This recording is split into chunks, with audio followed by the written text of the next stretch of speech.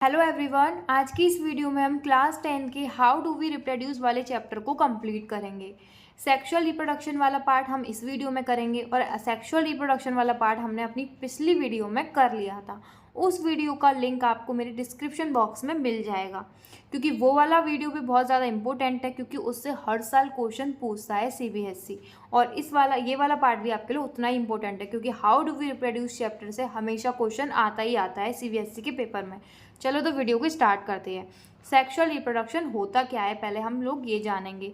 It is defined as a process of reproduction that involve the fusion of male and female gamete. Male मतलब आपका sperm और female gamete मतलब आपका egg या फिर जिसे हम ओवा या फिर ओवम भी बोलते हैं। इन दोनों का जब फर्टिलाइजेशन होता है तो ये लोग जाइगोट फॉर्म करते हैं, टू फॉर्म जाइगोट। इससे फिर आपका एम्ब्रियो का डेवलपमेंट होकर आपको पूरा फुली डेवलप्ड बेबी फॉर्म हो जाता है। तो इस तरीके से आपका सेक्सुअल रिप्रोडक्शन चलता है। ऐसा कुछ हमने अपने सेक्सुअल रिप्रोडक्शन वाले पार्ट में नहीं पढ़ा था, क्योंकि वहाँ पे सिर्फ सिंगल पेरेंट इन्वॉल्व होते हैं, इसलिए वहाँ पे कोई भी गैमेट नहीं बनते और उनका फर्टिलाइजेशन भी वहाँ पे नहीं होता है, जिसकी वजह से उनमें वेरिएशन देखने को नहीं मिलते हैं। और यहाँ पे आपको सेक्सुअल रिप्रोडक्शन में वेरिएशन देखने को मिलते हैं। क्या होता है? वेरिएशन देखने को मिलते हैं। अभी वेरिएशन होता क्या है? It is refer to the differences in characteristics और ट्रेड्स। जब कैरेक्टरिस्टिक्स और ट्रेड्स में डिफरेंसेस आ जाएं तो उस चीज़ को हम बोलते हैं वेरिएशन। अब इन वर्ड्स का मतलब क्या है, इस चीज़ को मैं आपको सीधा सीधा बता देती हूँ कि जब आप जो भी काम करते हो, आप में आपकी कैरेक्टरिस्टिक्स, आपकी ट्रेड्स, आपकी किस वजह से होता है, आपके डीएनए एरर की वजह से या फिर आपके कोई जेनेटिक फैक्टर्स की वजह से आप में चेंजेस आ जाते हैं। आप अपने पेरेंट्स की तरह नहीं हो, उनसे आप अलग हो। उस चीज़ को हम बोलेंगे आपके पेरेंट्स के पास कुछ कैरेक्टरिस्टिक्स हैं, आपके पास उनसे अलग कैरेक्टरिस्टिक्स हैं, तो वो आपके वेरिएशन में आ जाएंगे। इनको आप डिटेल में हेरिडिटी वाले चैप्टर में पढ़ोगे। तो कैरेक्टरिस्टिक्स और ट्रेट्स में डिफरेंसेस आ जाने की वजह से आपकी सेम स्पीसीज़, मतलब आप ह्यूमन के बच्चे भाई ह्यूमन को ही जन्म देंगे, और आपके एनिमल्स के बच्चे जैसे कैट्स के बच्चे कैट्स को जन्म देंगे, तो सेम स्पीसीज़, वो तो कॉमन सी बात है। तो आपका जब कैरेक्टरिस्टिक्स का चेंजेस होता है एक ही स्पीसीज़ में, तो वो आपका वेरिएशन उसको हम बोलते हैं। These variation can occur due to the genetic factor, जैसा कि मैंने बताया। इन्वायरमेंटल इन्फ्लुएंसेस, अब ये चीज़ क्यों लिखी गई है? अब भाई आप देख सकते हो कि आपके पापा और दादा के टाइम पे मोबाइल फ़ोन्स नहीं हुआ करते थे, और आज के टाइम पे हर घर में आप भाई हर बच्चे के हाथ में मोबाइल देख लोगे। तो हम लोग क्या है, सोशल मीडिया पे लगे रहते हैं। अब सोशल मीडिया पे हम लगे रहते हैं, वहाँ से हम काफ़ी ज़्यादा इन्फ्लुएंस होते हैं। अब इस चीज़ को हम नेगेटिव भी ले सकते हो, इस चीज़ को हम पॉजिटिव भी ले सकते हैं, क्योंकि कुछ बच्चे इस चीज़ को नेगेटिव मतलब वाले पार्ट में चले जाते हैं। सोशल मीडिया से वो लोग काफ़ी उसका गलत यूज़ करते हैं, बट कुछ लोग होते हैं वो वाकई में उसका बहुत ज़्यादा अच्छा यूज़ करते हैं सोशल मीडिया का, वो काफ़ी पॉजिटिव वाले रास्ते पर उससे जाते हैं। तो इन्वायरमेंटल इन्फ्लुएंसेस भी आपका बहुत बड़ा रोल प्ले करते हैं वेरिएशन लाने में। अब आपके पेरेंट्स जो थे वो इतना सोशल मीडिया का यूज़ नहीं करते थे आपके टाइम पे, जिस एज में आप लोग हो, तो वो लोग उस टाइम पे और चीज़ें करते होंगे। वो लोग उस टाइम पे उनके अंदर ये वाले कैरेक्टरिस्टिक्स नहीं थे। आपके पास उनसे थोड़े ज़्यादा एडवांस हो आप उनसे, क्योंकि आप लोग सोशल मीडिया से काफ़ी कुछ चीज़ें सीखते हो। तो आप लोग अपने इन्वायरमेंट से काफ़ी ज़्यादा इन्फ्लुएंस हो रहे हो, काफ़ी ज़्यादा चेंजेस आ रहे हैं आपके अंदर। आपके पेरेंट्स हार्ड वर्क में ज़्यादा बिलीव करते हो और आप लोग स्मार्ट वर्क में ज़्यादा बिलीव करते हो, तो हो गया ना वेरिएशन। तो आपके अंदर क्या आ गया है? वेरिएशन आ गया है। भले ही उनके पास एक्सपीरियंस ज़्यादा है, बट आपके पास थोड़ा आपका दिमाग है वो ज़्यादा एडवांस है उन लोगों के मुताबिक, ऐसा माना जाता है। और द कॉम्बिनेशन ऑफ बोथ, अगर जेनेटिक फैक्टर भी है और सोशल एनवायरमेंटल इन्फ्लुएंसेस भी है, ये भी वेरिएशन का एक कारण है। दोनों चीज़ें हो सकती हैं। Variation is a important for the process of natural selection and evolution. अब इस लाइन को मैं आपको ब्लैंक पेज पर समझाऊंगी बहुत अच्छे से। as it provide the raw material for adaptation and survival in changing environments। अब देखो इस चीज़ को बहुत अच्छे से समझते हैं। ये आपके कुछ बैक्टीरिया की स्पीसीज़ में बना रही हूँ, ठीक है? ये आपकी बैक्टीरिया की पूरी स्पीसीज़ है, कॉलोनी है बहुत सारे। अब एक सेकेंड, ये आपके बैक्टीरिया की कॉलोनी है और इसमें कुछ ऐसे बैक्टीरियाज आपके पाए जा रहे हैं जिनके अंदर आपका क्या आ गया है, वेरिएशन आ गया है। क्या आ गया है, वेरिएशन आ गया है। तो जो ब्लू वाले हैं उनके अंदर क्या आ गया है, वेरिएशन, ठीक है। और जो येलो वाले हैं वो नॉर्मल वाले हैं, उनके अंदर कोई भी वेरिएशन नहीं आया है। अब यहाँ पे आपकी क्या है, फेवरेबल कंडीशन है। क्या है, फेवरेबल कंडीशन। और कुछ टाइम बाद यहाँ पे आपकी शायद अनफेवरेबल कंडीशन आ जाए, जिनको ये बैक्टीरिया सहन नहीं कर पाएंगे। तो देखो आपका क्या होगा, देखो अब क्या होगा, यहाँ पे आप देख पाओगे जो आपके वेरिएशन जिनके अंदर आ गया था वो वाले बैक्टीरिया यहाँ पे सरवाइव कर जाएंगे, और जिनके अंदर वेरिएशन नहीं आया था वो वाले बैक्टीरिया आपके यहाँ पे मर जाएंगे ड्यू टू अनफेवरेबल कंडीशन। जैसे कि अनफेवरेबल कंडीशन कौन सी आई, टेम्परेचर का हाई हो जाना। बहुत ज़्यादा टेम्परेचर इतना हाई हो गया कि ये वाले जो बैक्टीरिया थे जिनके अंदर किसी भी टाइप का पहले वेरिएशन नहीं आया था, कोई भी उनमें जेनेटिक फैक्टर्स का चेंज नहीं हुआ था, कोई भी डीएनए एरर नहीं हुआ था, कोई भी वो इन्वायरमेंटल इन्फ्लुएंसेस की वजह से वो मतलब उनमें कोई भी चेंजेस नहीं आया था उनके कैरेक्टरिस्टिक्स और ट्रेड्स में, जिसकी वजह से वो अनफेवरेबल कंडीशन में नहीं रह पाए, नहीं सहन कर पाए, और जिनके अंदर आपका वेरिएशन आ गया वो वाले बैक्टीरिया यहाँ पे सरवाइव कर गए। तो ये आपका आता है वेरिएशन में। तो हो गया ना ये आपके यहाँ पे आपका नेचुरल सिलेक्शन, तो मतलब यहाँ पे आपका सिलेक्शन हो गया उनका जिनका आपका वेरिएशन जिनमें आ गया था। इसलिए ये आपके बहुत ज़्यादा इंपॉर्टेंट होते हैं आपके अडेप्टेशन एंड सर्वाइवल में। तो वो जिनमें वेरिएशन आ गया तो वो आपके वहाँ पे सर्वाइवल कर पाए, इस वजह से आपका वेरिएशन अच्छा होता है। वेरिएशन इस वजह से भी अच्छा होता है क्योंकि हमारी जनरेशन टू जनरेशन, जैसे जैसे हमारी जनरेशन आगे बढ़ेगी उनमें जितना ज़्यादा वेरिएशन आएगा उतनी ही ज़्यादा अच्छी चीज़ें होंगी।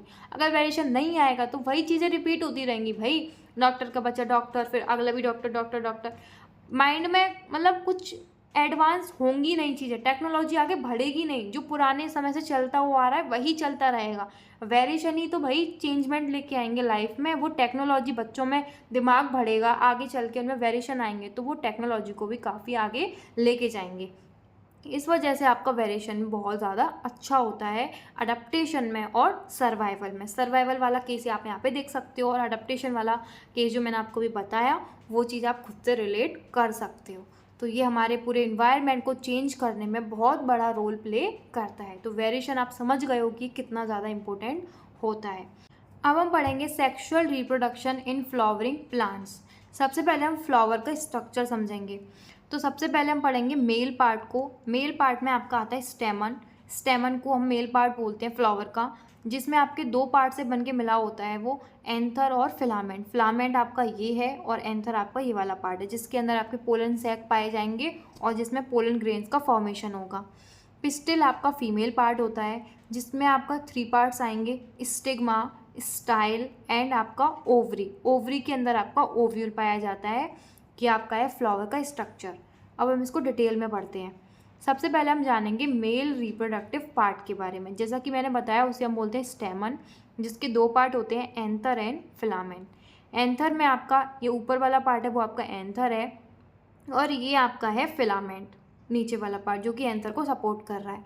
एंथर को हम ऐसे उसका अंदर का खोल के देखें, हम उसका क्रॉस सेक्शन एरिया देखें एक, तो इसमें आप देख सकते हो पोलन सैक बने हुए हैं, 4 सैक्स बने हुए हैं, जिसके अंदर आपका पोलन ग्रेन्स का फॉर्मेशन होगा। पोलन ग्रेन्स का फॉर्मेशन होगा, और जिनके अंदर आपके मेल गैमेट पाए जाएंगे। मेल गैमेट्स पाए जाएंगे वो जाके उस फीमेल गैमेट को फ्यूज़ करेंगे। तो जो मेल गैमेट है उनका फॉर्मेशन कहाँ पे हो रहा है, आपका पोलन ग्रेन्स के अंदर। एक तरीके से उनको प्रोटेक्ट करके पॉलिनेशन करवाएंगे। आगे पढ़ते हैं। स्टेमन, the male reproductive part consist of anther, filament. Anther वो पार्ट होता है जहाँ पे आपके पोलन्स हैं वो कंटेन करता है, उसको पहले प्रोड्यूस करेगा, फिर उनको वहाँ पे संभाल के रखेगा, और जब पॉलिनेशन करना होगा तो वहाँ से ही पॉलिनेशन आपका हो जाएगा। फिलामेंट आपका वो एक स्टॉक है जो आपका सपोर्ट कर रहा है एंथर को, तो इसका ऐसा कुछ काम नहीं है। ये आपका फिलामेंट, और ऊपर आपका इस तरीके से एंथर प्रेजेंट होता है, जिसका क्रॉस सेक्शन एरिया हमने इस तरीके से देखा था। तो ये हो गई आपकी मेल रिप्रोडक्टिव पार्ट की बात। फीमेल रिप्रोडक्टिव पार्ट की बात करें तो इसमें एक स्लाइड में उल्टी लग गई है।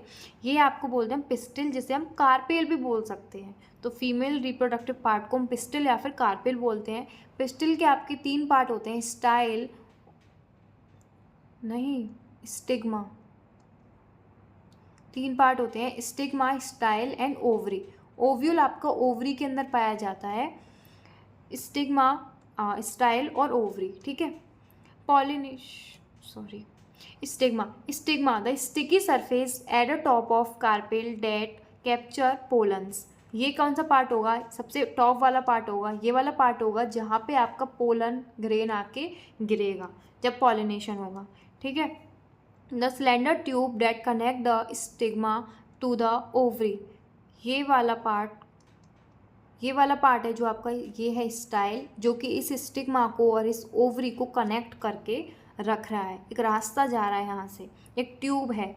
ओवरी जो आपका बेस है कार्पेल का, कार्पेल पिस्टल कुछ भी बोल सकते हैं, that contain the ovule which develop into seed upon fertilisation. ये भी पढ़ेंगे आफ्टर फर्टिलाइजेशन उसका क्या होगा। तो यहाँ पे आपका ओव्यूल है जिसमें आपका फीमेल गैमेट, जिसको आके आपका मेल गैमेट है वो फ्यूज़ करेगा, ठीक है। तो आगे बढ़ते हैं। अब कैसे करेगा वो, मेल गैमेट फीमेल गैमेट के पास कैसे पहुंचेगा, वो उनकी कैसे उनकी जर्नी होगी, तो वो जर्नी का नाम हमने रखा है पॉलिनेशन। यहाँ पे जो लड़का होगा वो लड़की के घर आके आएगा और उसको फर्टिलाइज करके जाएगा। यहाँ पे वो रिश्ता करने आएंगे, ठीक है।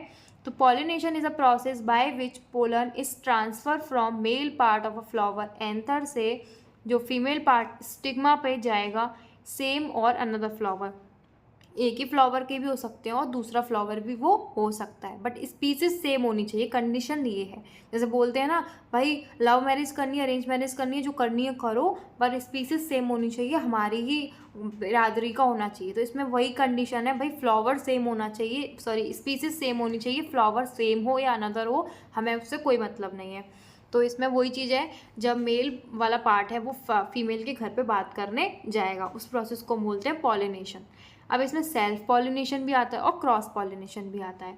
सेल्फ पॉलिनेशन क्या होता है, जिसमें पोलन जो होता है वो सेम फ्लावर का भी हो सकता है और अनदर फ्लावर का भी हो सकता है, बट प्लांट उसका सेम होना चाहिए, उसी शहर का है वो, मतलब उसी शहर का होना चाहिए, उसी शहर में लड़की ढूंढ रहा है, लड़के लड़कियाँ वो फ्यूज़न करेंगे, फर्टिलाइज द ओव्यूल, ठीक है, उसी शहर की लड़की है।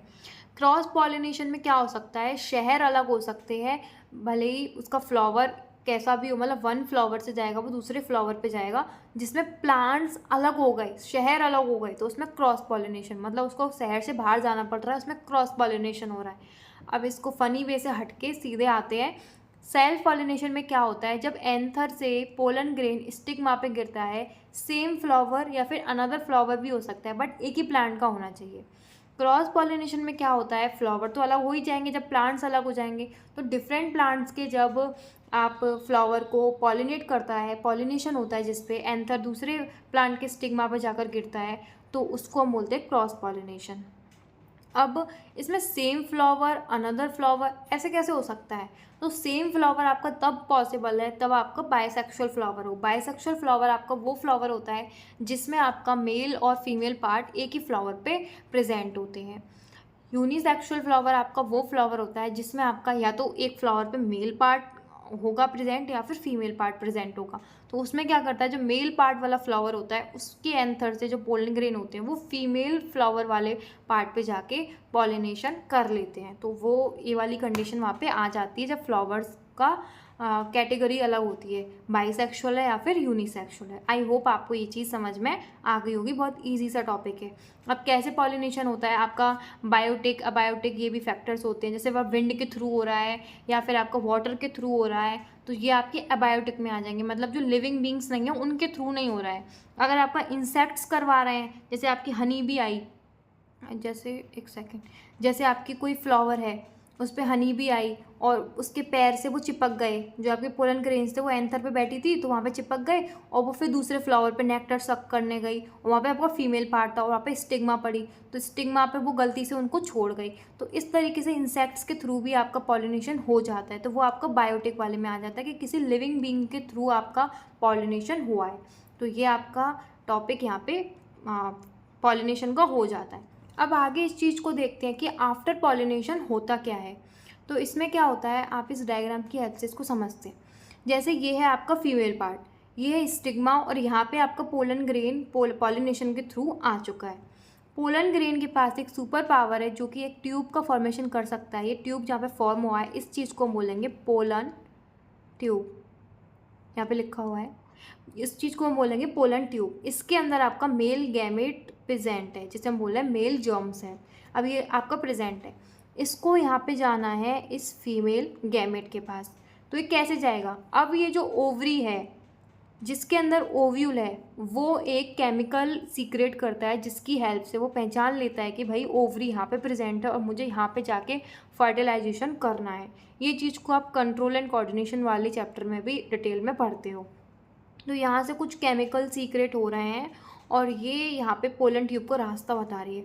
तो पोलन ट्यूब भागता भागता भागता भागता इस ओवरी में एंटर कर जाता है, ओव्यूल में एंटर कर जाता है। ये ओवरी हो गई, इसके अंदर ये ओव्यूल प्रेजेंट है, यहाँ पे आपका फीमेल जो गैमेट है वो प्रेजेंट है। अब ये जो मेल जर्म सेल आएगा वो फीमेल जर्म सेल को यहाँ पे फर्टिलाइज कर देगा, यहाँ पे फर्टिलाइजेशन हो जाएगा।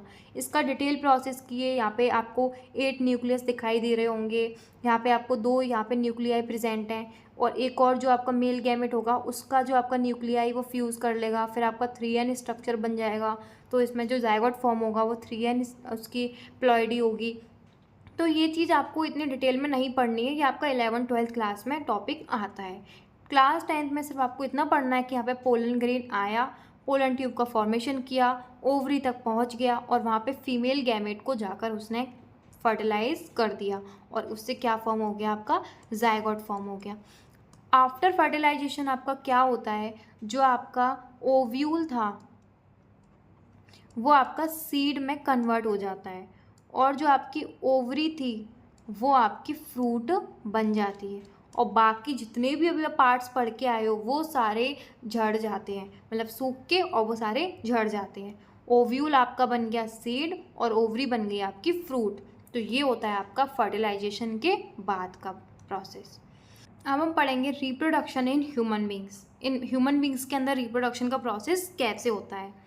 सबसे पहले हम पढ़ेंगे प्यूबर्टी के बारे में। प्यूबर्टी कौन सा पीरियड होता है? प्यूबर्टी कब अटेंड करते हैं हम लोग? तो प्यूबर्टी आपकी 10 से 19 की जो एज होती है वो प्यूबर्टी की एज होती है। प्यूबर्टी गर्ल्स में जल्दी अटेंड करती हैं गर्ल्स, और मेल्स लेट अटेंड करते हैं। जो बॉयज़ होते हैं वो लेट अटेंड करते हैं, इसलिए बोलते हैं कि लड़के ज़्यादा जल्दी समझदार हो जाती है। तो puberty is defined as a period of physical and hormonal changes. यहाँ पे बहुत से फिजिकल और बहुत से हार्मोनल चेंज देखने को मिलेंगे और मेंटली, इमोशनली और फिजियोलॉजिकली भी काफ़ी चेंजेस देखने को मिलते हैं लड़के और लड़की दोनों में।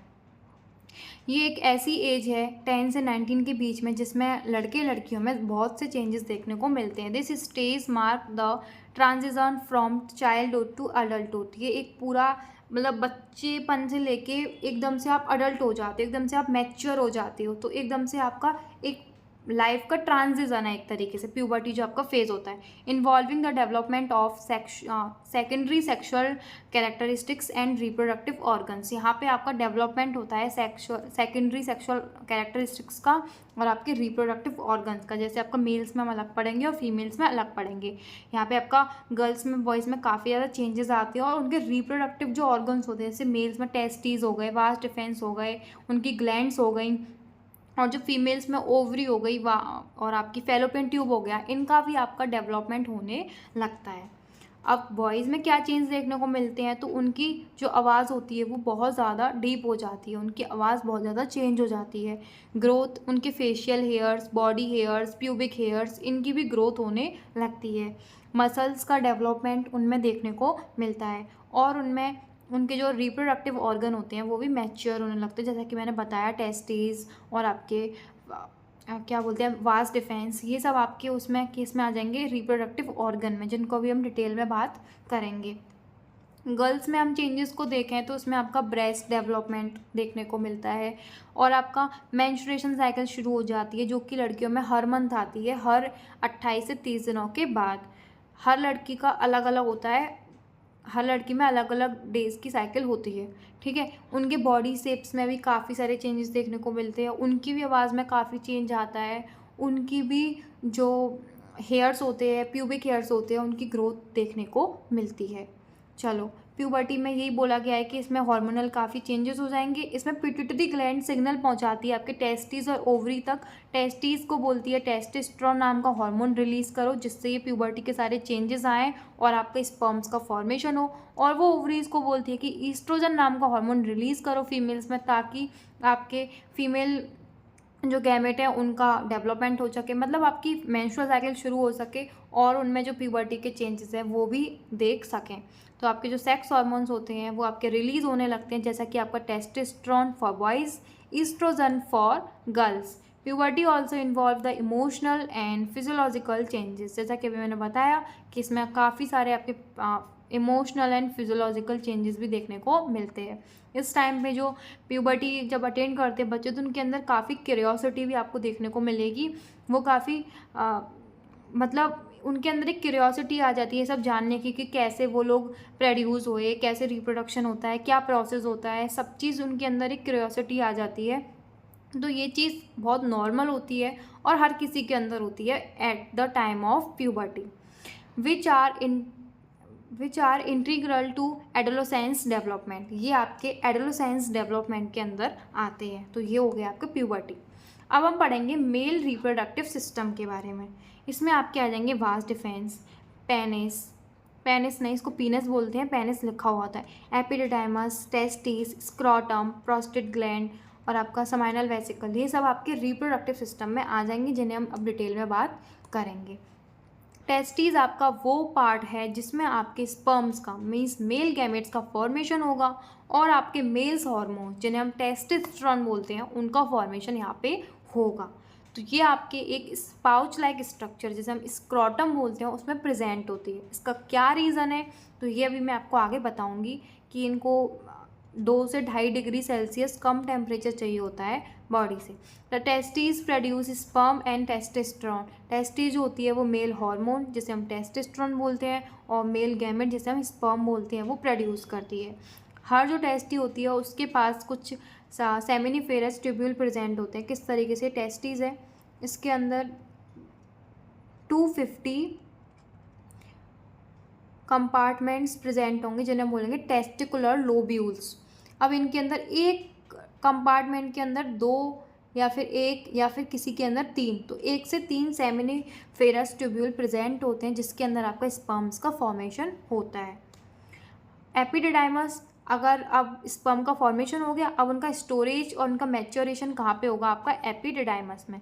तो ये इजैकुलेशन वो प्रोसेस जिसमें वो जो मेल होते हैं वो अपना जो मेल गैमेट्स होते हैं उनको बाहर बॉडी से बाहर निकालते हैं, इजैकुलेट करते हैं, तो उस प्रोसेस को हम बोलते हैं इजैकुलेशन, जिसमें सीमन बाहर आता है।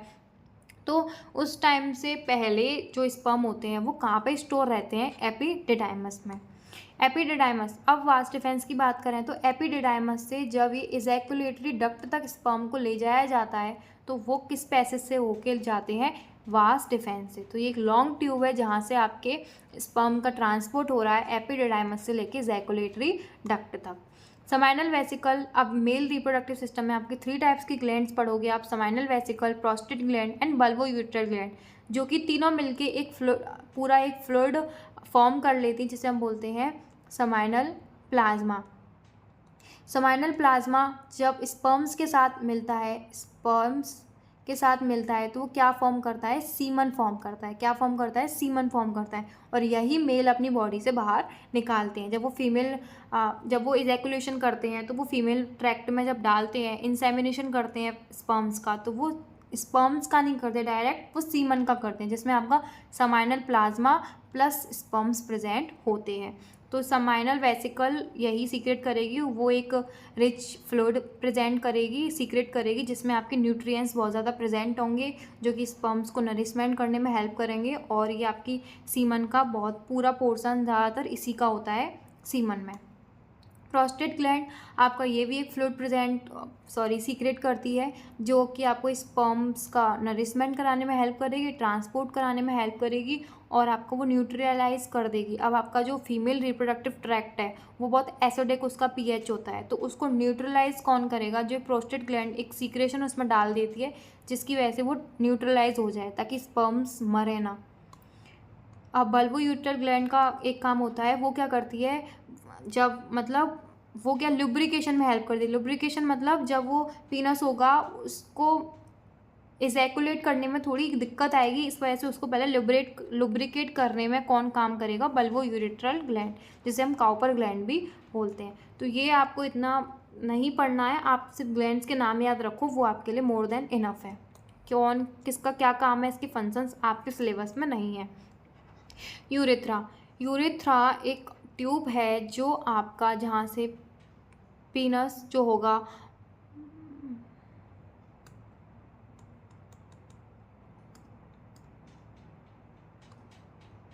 यूरेथ्रा वो ट्यूब है जहाँ से आपका स्पर्म मतलब सीमन और आपका यूरिन दोनों एग्जिट होते हैं बॉडी से। अब यूरेथ्रा आपने एक्सक्रीटरी सिस्टम में पढ़ा था, यूरेथ्रा का क्या काम है। तो यूरेथ्रा आपका उसको ये भी बोला जाता है कि ये आपका यूरोजेनेटेड डक्ट है एक तरीके से। इसमें आपका सीमन भी जा सकता है, पास हो सकता है, और यूरिन भी पास हो सकता है। तो जो मेल्स में जो ये क्या बोलते हैं, आपका मेल गैमेट्स का और आपका वेस्ट का जो पैसेज होता है वो सेम होता है। फीमेल्स के अंदर अलग अलग पैसेज होते हैं बट मेल्स के अंदर सेम होते हैं। बट एक टाइम में एक ही चीज़ ट्रैवल कर सकती है, तो यूरिन करेगा या फिर सीमन करेगा। तो ये चीज़ उनके अंदर एक कंडीशन होती है, जो कि यूरेथ्रा दोनों कामों को कर रहा है। इस वजह से इसको यूरोजेनेटेड डक्ट भी बोला जाता है। पीनस आपका एक्सटर्नल ऑर्गन है जो कि स्पर्म को डिलीवर कर रहा है फीमेल रिप्रोडक्टिव ट्रैक्ट में। तो पीनस हेल्प करेगा उसको इंसेमिनेशन करने में, तो यही काम है उसका। स्क्रोटम मैंने अभी बता दिया। स्क्रोटम एक ऐसा pouch like sac like structure है जिसमें आपका जो टेस्टिस होती हैं वो प्रेजेंट होती हैं, क्योंकि बॉडी में जो आपका टेम्परेचर होता है वो स्पर्म के फॉर्मेशन के लिए सिचुएबल नहीं होता है। तो जो टेस्टिस होती हैं वो आपकी स्क्रोटम में प्रेजेंट होती हैं ताकि जो स्पर्म है वो प्रोड्यूस अच्छे से हो सके, क्योंकि उनको 2 से 2.5 डिग्री कम लोअर टेम्परेचर चाहिए होता है स्पर्म के फॉर्मेशन के लिए, जो कि बॉडी के टेम्परेचर से लोअर टेम्परेचर जिसमें उनको मिलता है, किस में मिलता है, स्क्रोटम में उनको मिलता है। अब हम पढ़ते हैं आगे फीमेल रिप्रोडक्टिव सिस्टम को, जिसमें आपके आ जाएंगे fallopian tube, ovary, cervix, uterus, vagina. ये आपके आ जाती हैं फीमेल रिप्रोडक्टिव सिस्टम में। चलो डिटेल में पढ़ते हैं। ओवरीज वो पार्ट है जिसमें आपके फीमेल गैमेट का फॉर्मेशन होता है। इनका जो फॉर्मेशन होता है वो आपके एम्ब्रियोनिक लाइफ में ही शुरू हो जाता है, जब ये मम्मा के अपने बूम में होती हैं 6 मंथ्स में ही ये शुरू हो जाता है। और कैसे इनका प्रोसेस होता है oogenesis का, वो आपके सिलेबस में नहीं है। अगर आप बोलोगे तो मैं उस पर एक और वीडियो बना दूंगी। 2 आलमंड शेप होती हैं जो आपके ओवरीज होती हैं, वो बादाम शेप की होती हैं, जो कि प्रोड्यूस करती हैं एग्स को, जिसे हम ओवम बोलते हैं, जो कि सीक्रेट करती हैं हार्मोन, जिसे हम ईस्ट्रोजन बोलते हैं, और प्रोजेस्टेरोन नाम का हार्मोन भी ये रिलीज करती हैं। ईच ओवरी कंटेन फॉलिकल्स, जो ओवरी होती है वो फॉलिकल्स कंटेन करती है। मैंने बताया primary follicle, secondary follicle, tertiary follicle, Graafian follicle.